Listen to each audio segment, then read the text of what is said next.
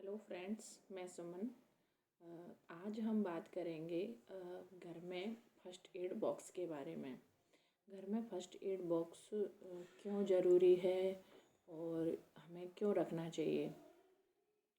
First aid box के बारे में आगे बात करने से पहले मैं आपसे लाइक, सब्सक्राइब, शेयर के लिए कहूँगी। अगर लास्ट में आपको मेरा वीडियो पसंद आता है तो आप मेरे चैनल को सब्सक्राइब करें, लाइक करें, शेयर करें। अब हम बात करते हैं, घर में अचानक सडनली क्या होता है कि किसी को छोटी मोटी इंजरी हो गई या फिर कोई इमरजेंसी क्रिएट हो गई, फीवर आ गया है या फिर छोटी मोटी एलर्जी क्रिएट हो रही है या किसी को छोटी मोटी चोट लग गई है।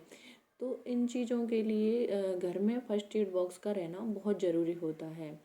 अगर आपके पास पहले से ही फर्स्ट एड बॉक्स में आवश्यक मेडिसिन्स और आवश्यक चीज़ें उपलब्ध होंगी तो आपको इधर उधर भागने की ज़रूरत नहीं पड़ेगी, ना ही इमरजेंसी एकदम से हॉस्पिटल भागने की ज़रूरत पड़ेगी।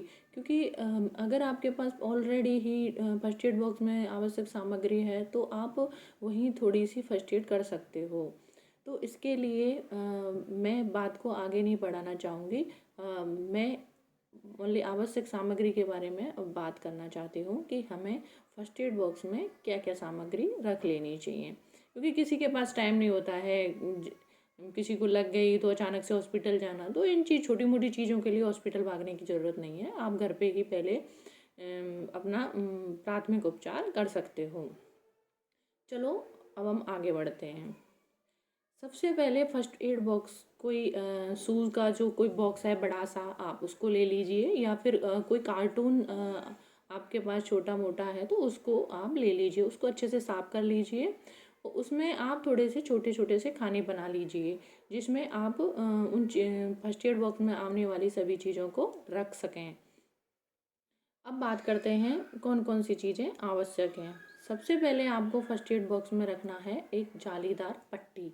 अब जालीदार पट्टी किस टाइप की होनी चाहिए, वो जालीदार पट्टी इस टाइप की होनी चाहिए जो हर एक मेडिकल स्टोर पर उपलब्ध होती है। इस टाइप की जालीदार पट्टी आप ले सकते हैं। इसके बाद दूसरी चीज़ होती है कॉटन। आपको मेडिकल स्टोर से एक छोटा सा पैकेट कॉटन का लेके आना है। ये कॉटन भी आपको रख लेनी है।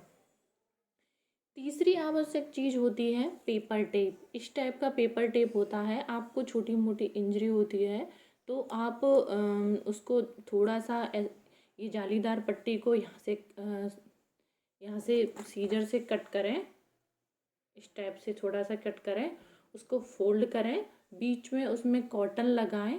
कॉटन लगाने के बाद आपको छोटी सी, जैसे यहाँ पर थोड़ी सी इंजरी हुई है तो आप यहाँ छोटा सा जालीदार पट्टी को कट करके यहाँ लगा के और इस पेपर टेप को अप्लाई कर सकते हैं। ये इजीली टियर हो जाता है। इसके बाद आपको रखना है सीजर। अगर आपको जालीदार पट्टी काटनी है या फिर कोई चीज़ें ज़रूरी है तो उसके लिए आपको सीजर रखनी पड़ेगी। दूसरा, आपको एक छोटी सी चिमटी भी रखनी पड़ेगी। जैसे आपको किसी बच्चे को या आपको कोई शीशा वगैरह चुभ गया है या फिर कोई डस्ट है तो उसको निकालने के लिए चिमटी की भी ज़रूरत पड़ती है। आगे हम बात करेंगे इन छोटी मोटी इंजरी के लिए हम क्या लगाएं।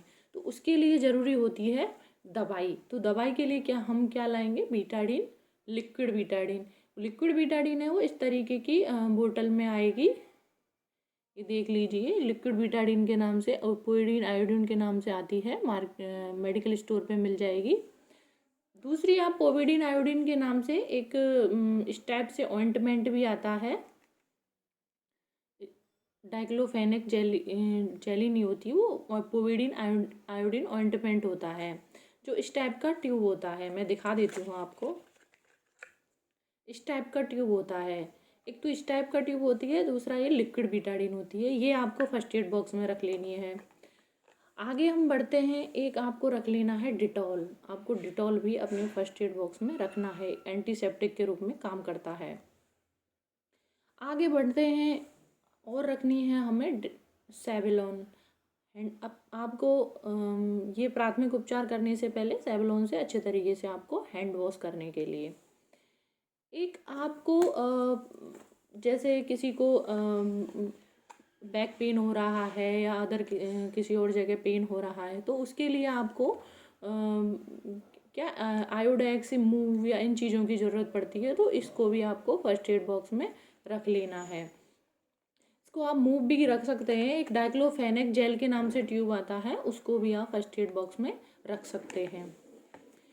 एक आपको ज़रूरत पड़ती है, किसी को अचानक से एलर्जी हो गई, स्किन एलर्जी हो गई, एकदम से खुजली चल रही है या फिर अन्य कोई एलर्जी हो रही है, तो आपको सिट्रीजन टैबलेट्स भी आपको रख लेनी है। आगे आपको मेडिसिन्स के रूप में पेन किलर को भी रख लेना है फर्स्ट एड बॉक्स में। पेन किलर पैरासीटामोल आप रख सकते हैं। अदर दवाई आइबुप्रोफेन पैरासीटामोल का कॉम्बिनेशन भी आप रख सकते हैं, लेकिन इसको आप डॉक्टर के प्रेस्क्रिप्शन से लें। और नॉर्मली आप किसी बड़े को फीवर वगैरह आ रहा है या फिर कोई प्रॉब्लम हो रही है, तो आप आइबुपेरा ले सकते हैं। तो पेन किलर और एंटी एलर्जेटिक टैबलेट्स भी आपको रखनी ज़रूरी होती हैं। इसके बाद बात करते हैं हम और क्या क्या चीज़ें हम फर्स्ट एड बॉक्स में रखें। इसके आगे हम बात करते हैं कि आपको पेन किलर सिट्रीजन के अलावा भी आपको एंटीबायोटिक्स भी प्रॉपर तरीके से उसमें रख लेनी चाहिए। दो तीन चीज़ें और मैं आगे बोलना भूल गई। आपको एक बैंडेज आता है, जैसे हल्के से वुंड हो गया, थोड़ा सा इंजरी हो गई, तो उसमें क्या बैंडेज मेडिकल स्टोर पर मिल जाएगा, उसे इस तरीके से स्टिकर के रूप में आप इस तरीके से चिपका सकते हैं। तो उससे उसको भी आप फर्स्ट एड बॉक्स में रख सकते हैं। आगे हम बात करते हैं कि आपको कोई फंगल इन्फेक्शन हो रहा है या फिर थोड़ा सा छोटा मोटा फंगल इन्फेक्शन है, तो आप इसके लिए रिंगार्ड रख सकते हैं, या नियोमाइसिन कोट्राइमाजोल कॉम्बिनेशन के नाम से एक ट्यूब आता है, उसको भी आप छोटी मोटी खुजली या फिर फंगल इन्फेक्शन के लिए यूज कर सकते हैं। तो इन सारी चीज़ों का फर्स्ट एड बॉक्स में होना बहुत ज़रूरी होता है। एक चीज़ और मैं बात करूँगी, जैसे आपको कहीं चोट आई है और या आपको कहीं हाथ में पेन हो रहा है, तो उसके लिए आपको एक गरम पट्टी भी मेडिकल स्टोर से लाके पहले ही फर्स्ट एड बॉक्स में रख लेनी है। तो इन सब चीज़ों का फर्स्ट एड बॉक्स में रहना बहुत ही ज़रूरी होता है। अगर ये सारी चीज़ें आपके पास पहले से ही उपलब्ध हैं, तो आप इमरजेंसी में इसका यूज कर सकते हैं। दूसरा मैं बात करना चाहूँगी कि जो फर्स्ट एड बॉक्स है, ये कहाँ रखा होना चाहिए। ये बच्चों से थोड़ा सा दूर रखा रहना चाहिए, क्योंकि बच्चे छोटे छोटे बच्चे हैं, उनको हाथ पड़ गया तो वो चीज़ें इधर उधर कर देते हैं। तीसरा हम बात करते हैं कि फर्स्ट एड बॉक्स के बारे में घर के सभी फैमिली मेम्बर्स को पता होना चाहिए कि कौन सी चीज़ को कैसे कैसे यूज करना है और कब को यूज़ करना है। तो इन चीज़ों का ध्यान रखना बहुत ज़रूरी है। अब फर्स्ट एड बॉक्स को आप एक अच्छी सुरक्षित जगह आप रख सकते हैं और ज़रूरत पड़ने पर आप इसको उपयोग कर सकते हैं। ये आवश्यक जानकारी अगर आपको अच्छी लगी हो, तो मेरे चैनल को शेयर करें, सब्सक्राइब करें। Thank you.